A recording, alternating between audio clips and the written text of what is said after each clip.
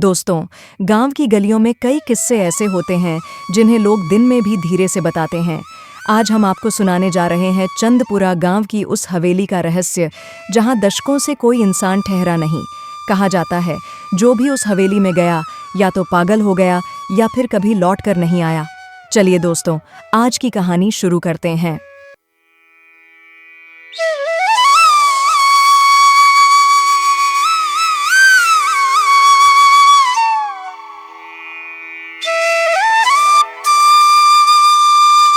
चंदपुरा गांव उत्तर भारत के एक पुराने इलाके में बसा हुआ था। चारों तरफ घने पीपल और बरगद के पेड़, कच्ची गलियां और पुराने मकान। गांव शांत था, लेकिन जब रात होती तो अजीब सी खामोशी छा जाती। हवा चलती तो पेड़ों की शाखें कराहने लगतीं, जैसे कोई धीरे धीरे रो रहा हो।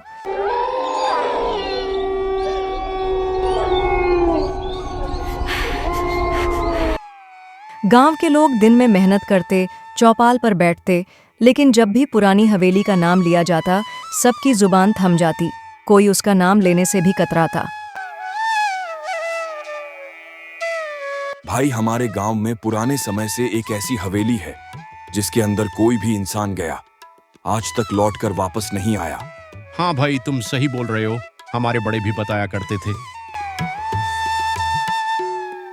गांव के किनारे एक विशाल हवेली खड़ी थी। टूटी फूटी दीवारें, काई जमे दरवाजे और बंद खिड़कियां। कहा जाता था कि यह हवेली कभी ठाकुर भीमसेन की थी। ठाकुर बहुत अमीर और जमींदार थे, लेकिन साथ ही क्रूर और निर्दयी भी। गांव के बुजुर्ग बताते थे कि ठाकुर ने हवेली के अंदर न जाने कितनों को यातनाएं दी थीं। कई मजदूर, कई बेगुनाह लोग हवेली में गए और कभी बाहर नहीं लौटे। ठाकुर की मौत भी रहस्यमयी थी। एक रात पूरी हवेली में आग लगी और ठाकुर वहीं जलकर राख हो गया। उसके बाद से हवेली सुनसान पड़ी थी, लेकिन कहते हैं ठाकुर की आत्मा आज भी वहां भटकती है। एक दिन चौपाल पर बैठकर सब हवेली की बातें कर रहे थे।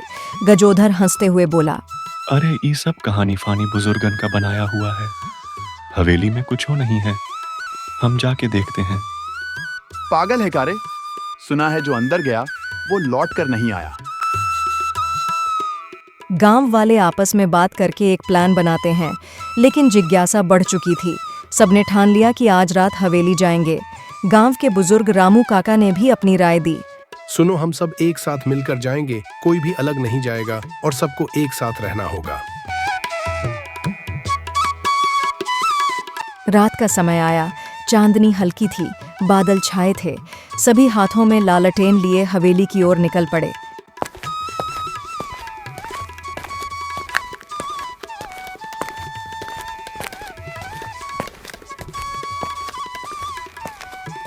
गांव की गलियां पार करके जब वे हवेली के फाटक तक पहुंचे तो ठंडी हवा का झोंका आया, जैसे किसी ने दरवाजा खोला हो। अंदर का नजारा डरावना था। टूटे स्तंभ, जाले से भरे झूमर और दीवारों पर अजीब आकृतियां। जैसे ही वे हवेली में दाखिल हुए, बबलू की सांसें तेज हो गईं। उन्हें लगा जैसे कोई पीछे से कदमों की आहट कर रहा हो। गजोधर ने हिम्मत दिखाते हुए कहा, डर मत, ये सब हवा है, हमें हिम्मत से काम लेना है। लेकिन तभी ऊपर वाली मंजिल से किसी औरत के रोने की आवाज आई।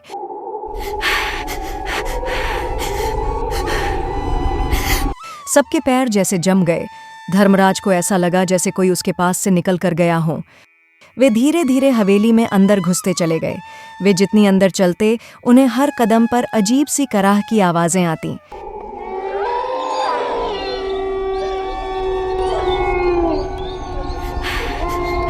हवेली में थोड़ा अंदर घुसकर उन्होंने देखा एक बड़ा सा कमरा, जिसके दरवाजे पर जंग लगे ताले टूटे हुए थे।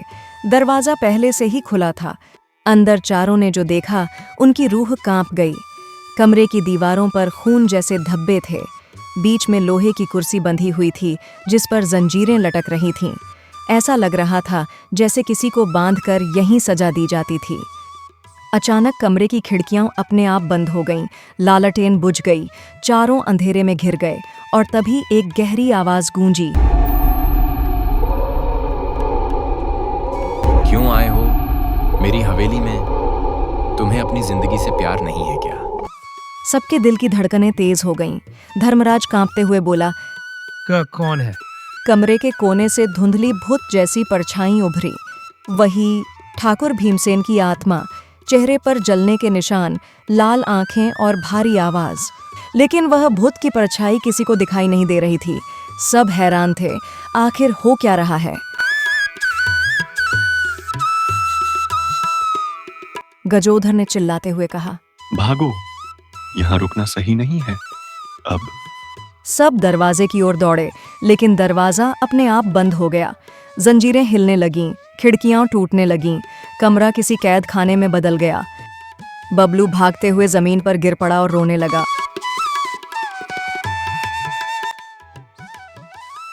रामखेलावन ने साहस करके बबलू को उठाया। रामू काका ने हिम्मत करके कहा, ठाकुर हमें छोड़ दो, हम गलती से आ गए, आज के बाद नहीं आएंगे। ठाकुर की आत्मा गरजते हुए बोली, ये हवेली मेरी है। जिसने भी यहाँ कदम रखा उसका अंजाम वही हुआ जो मेरा हुआ। मैं जलकर मरा। अब हर कोई यहाँ आकर मेरी पीड़ा महसूस करेगा। इतना कहते ही आत्माओं ने सबके सबको चारों तरफ से घेर लिया।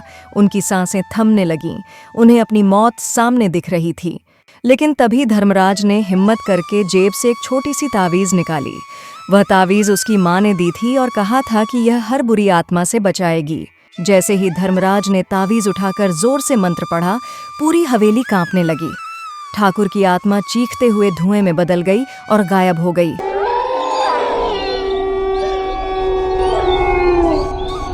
वे बेहोश होकर वहीं गिर पड़े। उन्हें कुछ नहीं पता था कि वे कहाँ हैं, क्योंकि वे बेहोश थे।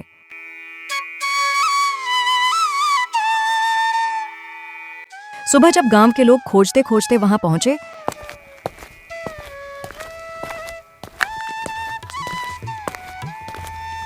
तो उन्हें चारों हवेली के अंदर पड़े मिले। वे जिंदा तो थे, लेकिन रात का खौफ उनकी आंखों में साफ झलक रहा था। वे सभी वहां से अपने अपने घरों की तरफ चल देते हैं।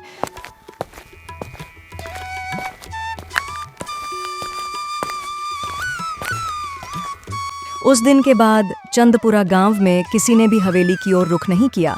लोग कहते हैं ठाकुर की आत्मा खत्म तो नहीं हुई, लेकिन उस रात के बाद उसने किसी को परेशान नहीं किया। जब से धर्मराज ने अपना तावीज निकालकर मंत्र पढ़ा, जब से अभी तक कुछ दुर्घटना नहीं हुई और आगे भी नहीं होगी। आराम से रहो, सुखी रहो।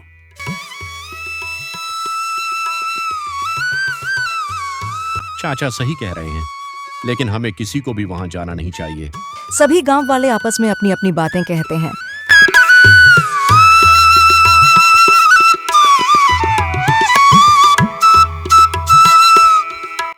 अब चंदपुरा गांव में पहले जैसी दुर्घटना नहीं होती, क्योंकि पहले जो भी वहां को होकर जाता उसका बचना मुश्किल था।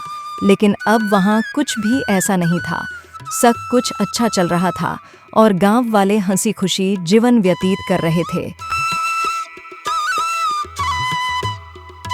दोस्तों, आज की कहानी से हमें यह सीख मिलती है, डरावनी जगहों और अधूरी कहानियों के पीछे हमेशा कोई काला सच छिपा होता है। जिज्ञासा इंसान को खतरों में डाल सकती है, लेकिन आस्था और सच्चाई से ही बुरी आत्माओं पर जीत मिलती है। डर हमेशा उस इंसान को सताता है जिसके दिल में बुराई और लालच छिपा होता है, लेकिन जो इंसान नेक और सच्चा होता है उसे कोई भी अंधेरा या भूतिया साया नुकसान नहीं पहुंचा सकता। इसीलिए हमें हमेशा सच और भलाई के रास्ते पर चलना चाहिए और सबका साथ देना चाहिए। अगर हम सब मिलजुल कर रहेंगे तो कोई हमारा कुछ नहीं कर पाएगा। अगर आपको ये कहानी पसंद आई हो तो वीडियो को लाइक करें और ऐसी ही डरावनी कहानियाँ सुनने के लिए चैनल द ग्रेट टून को सब्सक्राइब करना न भूलें।